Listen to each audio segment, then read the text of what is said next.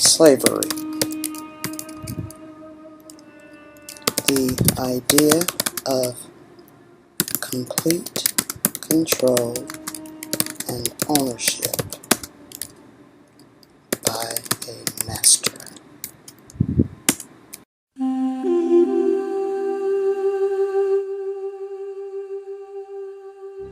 Born free in West Africa, a highly educated and religious man is forced to succumb to the atrocities of slavery in America. This is the case of Omar ibn Said.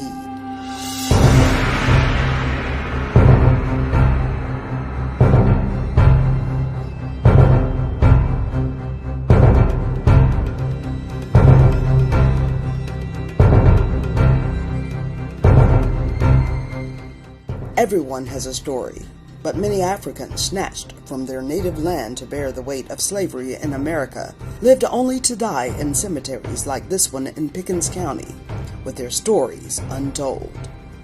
They brought them over here into this part, what they call the valley, because they said this land over here wasn't fit for anything, to grow anything, so white masters didn't want to be over here, so they stayed out on the main road and put the slaves over here, which they call the valley. They decided to name it Little Liberia, after Africa. They didn't know it has turned out to be one of the most beautiful pieces of property that could be.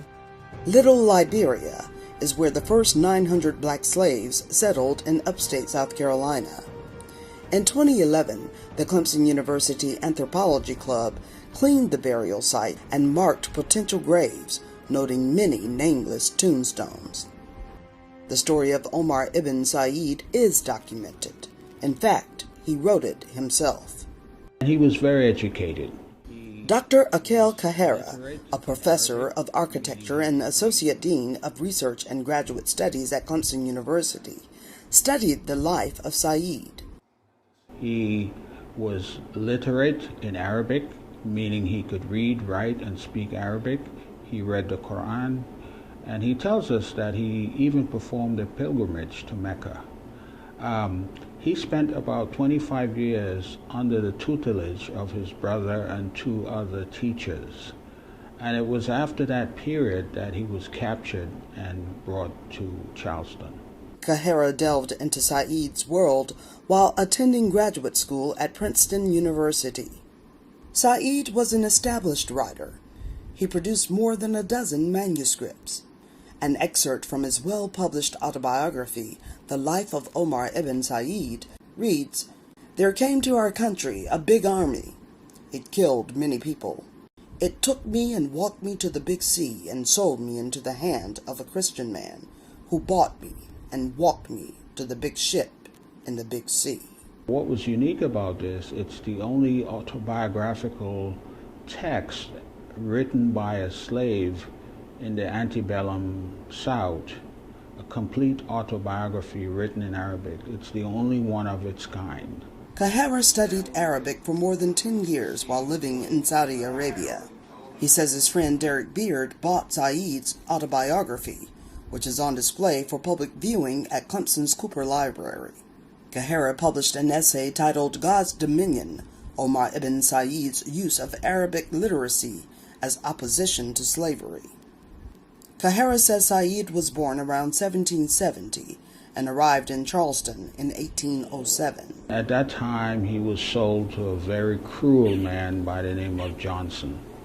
And he then escapes from Johnson and ends up in Fayetteville, North Carolina, where he was captured. He was on the run for about a month, and they caught him. He says in his autobiography that he hid in houses which we believe sometimes were churches or so on, and then he says he ended up in the big house, meaning the jail. And it was in jail that Said's captors literally saw the handwriting on the wall. He found ashes or coals that he used to write excerpts of the Quran on the walls of the prison. And of course, this man does not know English, but he could write. And Arabic being the language of his faith, and him seeking to get the attention of those who had captured him, he used this as a way to, if you will, liberate himself from the confines of the jail. And indeed, that's what happened. They freed him after 16 days of captivity.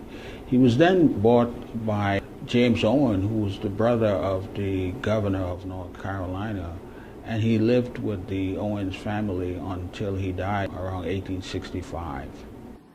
While Said was regarded as a Muslim scholar, he reportedly converted to Christianity while staying with the Owens family. Kahara and other scholars think Said intentionally wrote mixed or blended messages about his faith to survive. He doesn't openly say he became a Christian, but he acknowledges the generosity and the kindness of his slave master and the community where he was part of. And they brought him a Bible in Arabic, and they also brought him a Quran, from what we're told, in English, as a way to increase his literacy, but not knowing that he was quite literate already, perhaps not in English, but certainly in Arabic. Said became somewhat of a national celebrity, even as a slave. Francis Scott Key, author of America's National Anthem, sent him an Arabic-language Bible, hoping it would help convert him to Christianity. Said sent his autobiography to another famous slave known in English as Old Paul. But his real name is Lamin Kabe, and he was actually somebody who was literate like Omar, and he might have been a Fulani. Omar was a Fulani. The autobiography was sent to him. Of course, eventually it got translated so that a wider audience could read and understand what it was written. Said's manuscript disappeared in the 1920s. Numismatist Howland Wood once owned the document. In 1995, the coin collector's descendants found it in a trunk in Alexandria, Virginia. Kahara, a noted scholar himself, says Said lived and taught by example. His compelling commitment to relying on God to manage his affairs, that to me is the absolute lesson, in the sense that I reflect on what Thomas Jefferson once said, that all men, and if I may add, women, are created equal. Seemingly all power was taken away from him, but in reality it was not. He controlled himself in a way that allowed him to survive over and above his condition of captivity. Omar ibn Said never married. He was in his 90s when he died in Bladen County, North Carolina. His written works are a testament of his faith and concern for humanity. From Clemson University, I'm Wanda Johnson.